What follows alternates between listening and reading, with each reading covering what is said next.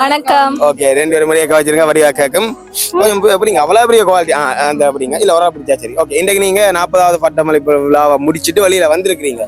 இன்றைக்கு என்ன மாதிரி நீங்க ஃபீல் பண்றீங்க? என்ன சொல்றது, ஒரு பெரிய சாப்டரை முடிச்ச மாதிரி இருக்கு. பெரிய சாப்டர், அவ்வளோ பெரிய சாப்டரா? எத்தனை வருஷம்? 4 வருஷம். எல்லாம் சொல்லுவாங்கல்ல யூனிவர்சிட்டி லைஃப் ரொம்ப என்ஜாய்மெண்டா இருக்கும், ஃபன்னா இருக்கும் சொல்லி. இருக்கும். ஆனா அதே நேரம் ஸ்ட்ரகிள்ஸ் நிறைய இருக்கு. நான் ஃபேமிலியை விட்டுட்டல வாரம். ஓ, நீங்க வெளி மாவட்டமா? எந்த இடம்? நான் புத்தளம். புத்தளம். நீங்க?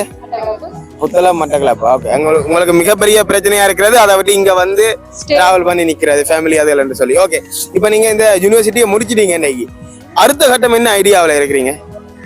அடுத்த கட்டம் ப்ரொஃபஷனல் ஸ்டடீஸ் நாங்க ஃபாலோ பண்ணி கொண்டு இருக்கிறோம். ஓகே, எதை பேஸ் பண்ணி?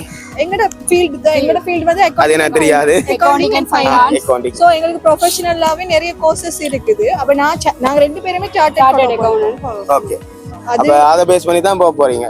ஓகே, இதுக்காக நீங்க இவ்வளவு தூரம் ரெண்டு பேரும் முடிச்சிருக்கீங்கல்ல, இவ்வளவு தூரம் இந்த படிப்பை முடிச்சு இன்றைக்கு பட்டமளிப்பு விழாவில் நிக்கிறதுக்கு முக்கியமான ஒரு காரணம் அது எதுவா இருக்குது? அதாவது சூழலியல் காரணமா இருக்கலாம், குடும்ப சார்ந்த காரணமா இருக்கலாம், இல்லாட்டி பர்சனல் அப்படி ஏதாச்சும் இருக்கலாம். எல்லாமே இருக்கு. அதுல ஒன்று ஸ்பெசிபிக்கா நான் அவ்வளவு தூரம் பாராக்கி இது மிகப்பெரிய ஒரு ஹோப்பா இருந்தேன்னு சொல்றீங்க. என்ன எதை சொல்றீங்க? என்னோட ஃபேமிலியில நான் ஒரு ஃபர்ஸ்ட் கிராஜுவேட். அது ஒன்று, அதுதான் எங்களோட அம்மாட ஆசை. அதுதான் அப்ப அதுதான் என்னை பெரிய மோட்டிவேட் பண்ணிச்சு என்னை இங்க கொண்டு வர. குடும்பத்துல நீங்க ஒரு ஆள் முதலாவதா வெளியில வரைக்க உங்களுக்கு பின்னால வர அடுத்த தலைமுறையோ என்னமா அக்கா போட்ட நாங்களும் போகணும்ன்ற ஒரு மென்டாலிட்டி ஒன்று. அடுத்த நீங்க?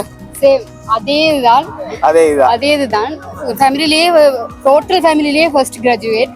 ஓகே, அப்புறம் அது ஒரு ஹாப்பினஸ். மற்றது எங்களோட அம்மா இப்ப வீட்டுல இருக்கிறாங்கல்ல ஒரு அளவுக்கு தான் படிச்சிருக்காங்க.